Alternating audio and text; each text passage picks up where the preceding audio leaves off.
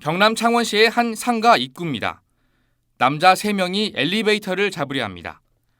버튼을 계속 누르던 한 남자가 갑자기 밖으로 뛰어나갑니다. 엘리베이터 문이 열리며 2명이 아래로 떨어진 것입니다.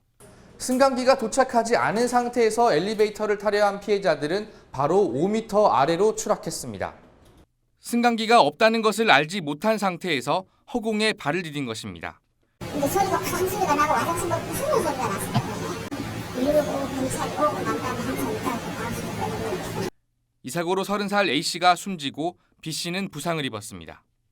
함께 술을 마시다 취한 친구를 숙박업소에 데려다주는 상황이었습니다. 경찰은 오늘 국과수, 승강기 안전공단 등과 함께 합동감식을 벌였습니다. 승강기 관리에 문제 있는지 아니면은 어떤 작동에 문제가 있는지 대해서는 국동에서 정밀 감식 후에 사고 원인에 대해서는 규명하도록 하겠습니다. 사고가 난 엘리베이터는 지난 12일 승강기 안전공단의 안전점검을 받았고 보완을 거치라는 조건부 승인을 받은 상태였습니다. 경찰은 승강기가 오작동을 일으킨 것인지 인위적인 조작이 있었는지 여부 등을 조사하고 있습니다.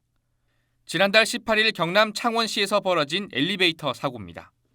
국과수는 최근 승강기 부품이 마모돼 사고가 난 것으로 추정된다는 감식 결과를 내놨습니다. 하지만 어떻게 문이 열렸는지는 추가 조사가 필요하다고 덧붙였습니다. 한 달이 지났지만 사고 원인이 오리무중인 것입니다. 1층에 그 문이 심하게 마고돼가지고 문이 개폐됐는데 자동적으로 열리지가 않은 것다.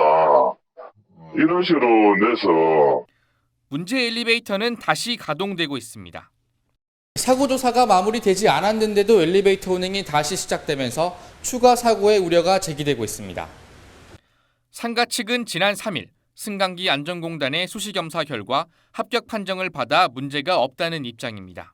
이번에 수시검사 했을 때는 그런 걸 이제 다 보완을 해서 다시 검사를 신청을 해서 다시 나왔거든요. 사고 승강기는 사고 당시에도 일주일 전 정밀검사에서 조건부 승인을 받은 상태였습니다. 경찰은 다음 달 초에 나올 것으로 보이는 국민안전처 승강기 사고조사 판정위원회의 결론까지 확인한 뒤 종합수사 결과를 발표하겠다고 밝혔습니다.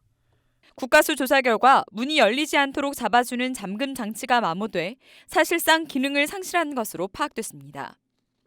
20년 된 해당 승강기는 사고 일주일 전 안전 점검을 받았지만 잠금 장치에 대한 점검은 없었던 것으로 확인됐습니다. 경찰은 승강기 점검기사 33살 A씨와 업체 대표, 한국승강기 안전공단 팀장 등 3명을 불구속 입건했습니다.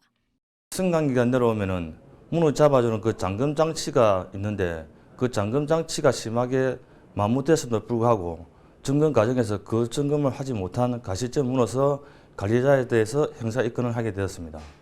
하지만 외부 충격에 대한 논란은 남아 있습니다.